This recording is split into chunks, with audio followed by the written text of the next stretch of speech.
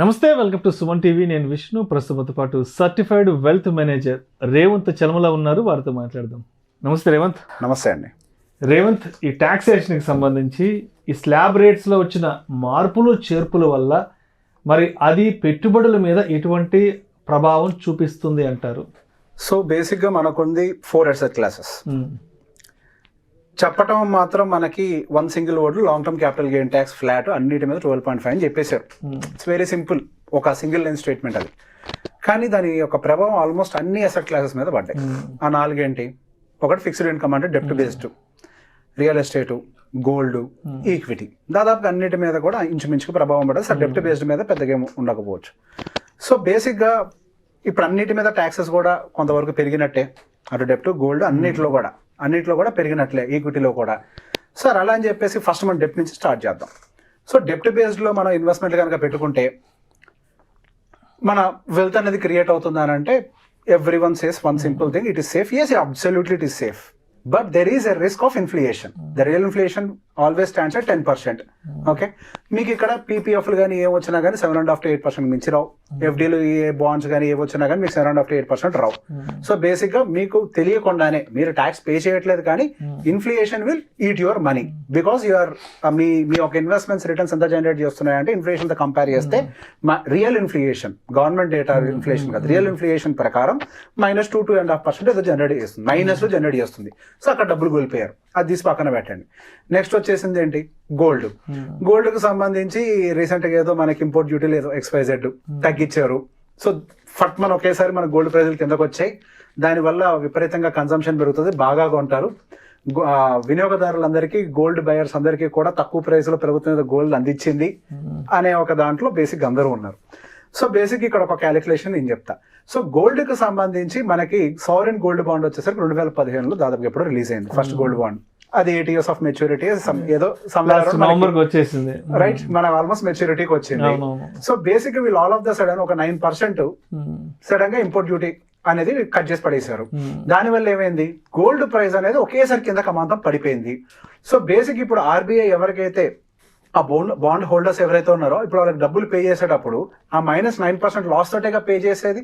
వాళ్ళు ఇంతకాలం వెయిట్ చేసి వాళ్ళకి వచ్చింది ఏంటయ్యా అని అంటే ఈ -9% ఇన్ రిటర్న్. సో బేసిక్ గా RBIకి ఇక్కడ అడ్వాంటేజ్ జరిగింది, కానీ డైరెక్ట్ గా బయర్స్ కి ఎటువంటి అడ్వాంటేజ్ లేదు. మొన్నటిదాకా కొన్న వాళ్ళందరూ ఒక రకంగా తక్కువ 9% కోల్పోయినట్టే. చెప్పేటప్పుడు బయటకేమో నెక్స్ట్ వాళ్ళకి ఉపయోగం అన్నట్టుగా చూపిస్తారు. సో ఇంకొకటి ఏం చేశారు? గోల్డ్ ఇక్కడతో బాగుంది అని అనుకున్నాం, దాని మీద ఏం చేశారు? ఇండెక్సేషన్ బెనిఫిట్ ఎత్తిపడేశారు. ఇంతకు ముందు గోల్డ్ మీద కూడా మనం ఒక ₹1,00,000 గోల్డ్ కొన్నాం, కొన్ని సంవత్సరాల తర్వాత దాన్ని ఒక 10 లక్షలు కమ్మేసాం అనుకోండి. సహజంగా గోల్డ్ ఎంత పెరుగుద్ది అని అంటే 8-9% పెరుగుద్ది, లేదా 7-8% యాక్చువల్ గా పెరిగేది. మన ఇన్ఫ్లేషన్ కూడా 5-6% ఉంటుంది కాబట్టి ఇండెక్సేషన్ బెనిఫిట్ ప్రకారం అదంతా అడ్జస్ట్మెంట్ చేసుకుంటూ వస్తారు. సో మీ ఫైనల్ బయింగ్ వాల్యూ ఏదో 8 లక్షలు 9 లక్షలు వస్తుంది, మిగిలిన దాని మీద 20% కడతారు. ఇప్పుడు ఏం చేశారు? ఇండెక్సేషన్ మొత్తం పూర్తిగా లేపడేశారు. ఇండెక్సేషన్ లేపేయడం వల్ల ఏం జరిగింది? మీరు 1,00,000 కొన్నారు, 10 లక్షలకు అమ్మారు, ఇప్పుడు 9 లక్షల రూపాయలకి 12.5% పే చేయాలి. సో బేసిక్ గా మీరు గోల్డ్ లో పెట్టుబడి పెట్టినా కానీ ఫైనల్ గా దాన్ని మీరు అమ్మాలనుకున్నప్పుడు మాత్రం మీరు ట్యాక్స్ పే చేస్తారు. అది ఒక రకంగా లాసే. అండ్ నెక్స్ట్ అందరికి ఇష్టమైంది రియల్ ఎస్టేట్. ఇప్పటి వరకు రియల్ ఎస్టేట్ విషయంలో అందరు బాగా బులిష్గా ఉంది, కానీ అది ఎకనామిస్టులు కానివ్వండి, ఫైనాన్షియలిస్టులు కానివ్వండి, లేకపోతే ఏమి తెలియనోడు కానివ్వండి, అందరూ భూములు తోపు, భూములు సూపర్, భూముల్లో పెట్టినోడు మోసపోడు, XYZ అన్ని మాటలు మాట్లాడారా? ఎందుకనంటే ఇప్పటిదాకా ఎవరు ట్యాక్స్ కట్టలేదు కాబట్టి భూమి మీద. ఒక రకంగా చెప్పాలంటే భూమి కొన్నారు, భూమి అమ్మారు. ఇన్నాళ్ళు ఏం చేశారు? ఇండెక్సేషన్ బెనిఫిట్ మొత్తం తీసుకొని ఎక్కడో ఒక 5 లక్షలకు 6 లక్షల ప్రాఫిట్ అని చూపించి దాని మీద 20%, 1,00,000-1,50,000 ట్యాక్సులు కట్టి తప్పించుకునేవాళ్ళు. ఇప్పటి వరకు ట్యాక్స్ కట్టే భారం మీద లేదు కాబట్టి ఇంతవరకు మీకు ఎటువంటి సమస్య లేదు, చాలా స్మూత్ గా జరిగిపోయింది. ఇప్పుడు ఏం చేశారు? Again indexation cut. సో మీరు బయింగ్ వాల్యూ నుంచి సెల్లింగ్ వాల్యూ వరకు ఎంతైతే డిఫరెన్స్ ఉందో ఆ డిఫరెన్స్ వాల్యూ మొత్తానికి కూడా మీరు ఇప్పుడు ట్యాక్స్ పే చేయాలి. జస్ట్ లైక్ గోల్డ్ ఇండెక్సేషన్ లేదు. ఇందులో కూడా ఇప్పుడు సమస్య అనేది ముందరకు వచ్చేసింది. అండ్ దీంతో పాటుగా వీళ్ళకి ఇంకొకటి ఏంటి? ఇప్పుడు ఫస్ట్ మీరు రియల్ ఎస్టేట్ కొనేటప్పుడే మీరు స్టాంప్ డ్యూటీస్ అని చెప్పేసి ఇవన్నీ రిజిస్ట్రేషన్ ఛార్జెస్ అని పే చేస్తారా? నియర్ టు సమ్వేర్ అరౌండ్ 8-9%, 7-9% మధ్యలో, ఏరియాని బట్టి వేరీ అవుద్ది. 7-9% ప్రీమియం తోటే మీరు ల్యాండ్ కొంటారు, ఈ ఛార్జెస్ అన్ని పే చేసి. సో బేసిక్ గా వీళ్ళు ఈ ట్రాన్సాక్షన్ చేయడం వల్ల వచ్చిన అడ్వాంటేజ్ గవర్నమెంట్ కి ఏంటి అని అంటే ఇప్పుడు మనం ఎక్కువ కాలం వెయిట్ చేయడం వల్ల ఎక్కువ కాలం వెయిట్ చేస్తే ఏం జరుగుతుంది, అది బాగా పెరుగుతుంది, మనం ఫుల్ ట్యాక్స్ పే చేయాలి. ఎందుకు అంత తీసుకోవాలి, మనం ఒక 2 years దాటితే అది ఎల్టీజీలోకి వచ్చేస్తుంది. మనకి ఈ లోపల ఏదైనా విన్ఫాల్ గెయిన్స్ లాగా అంటే మంచి ప్రైస్ అప్రిషియేషన్ వస్తే టక్కన అమ్మి పడేయచ్చు అని అమ్మేశారు అనుకోండి. సో నెంబర్ ఆఫ్ ట్రాన్సాక్షన్స్ కూడా పెరుగుతాయి ఇక్కడ. సో 9% చొప్పున for every transaction they have to pay 9% కదా రిజిస్ట్రేషన్ ఛార్జెస్. సో గవర్నమెంట్ కదా అడ్వాంటేజ్. సో బేసిక్ గా ఈ ఇండెక్సేషన్ తీయడం వల్ల short term buying and selling వాళ్ళకి అడ్వాంటేజ్.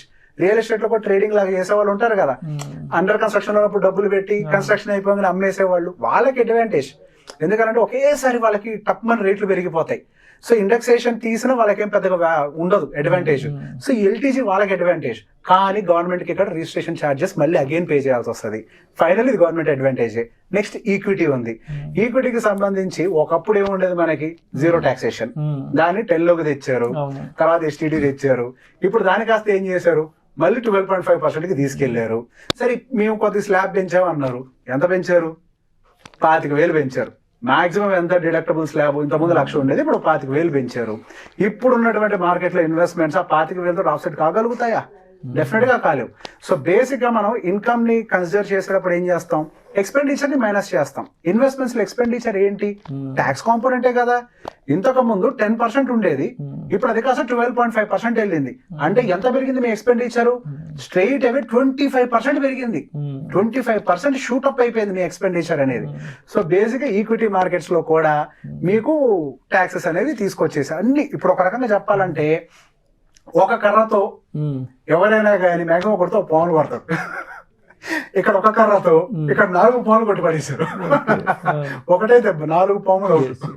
సో బేసిక్ గా మనకి ఇప్పుడు ఎందులో పెట్టినా గానీ టాక్సేషన్ స్లాబ్స్ అనేవి ఎక్కడ ఏం మారట్లే.